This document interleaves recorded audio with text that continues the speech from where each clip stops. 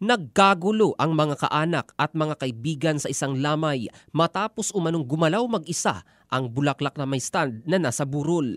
Batay sa video, kusang gumagalaw ang stand ng bulaklak na parang dinuduyan-duyan ng di umano kaluluwa ng pumanaw nilang mahal sa buhay. Saksi ang ibang tao na nakakita sa pangyayari.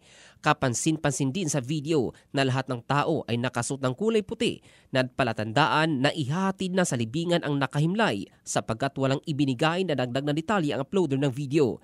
Sa kabila nito, marami naman ang hindi kumbinsido at hindi naniwala na dahil posible umanong sinadya at posibleng may tao na sadyang galawin ang stand ng bulaklak dahil hindi naman kita ang isang bahagi ng stand. Habang ang iba naman ay pinatotohanan ang ganitong uri ng pagpaparamdam ng mga namayapa na posible umanong may galit sa nagbigay ng bulaklak o di naman kaya sadyang mapaglaro ang kaluluwa nung ito ay nabubuhay pa. Marami naman ang nagsabi na maging sila ay nakaranas din ng pagpaparamdam sa kanilang mahal sa buhay na pumanaw habang ito'y nakaburol pa. Ito si Jofel Candado in the heart of changing lives ng Brigada News Philippines, the Music and News Authority.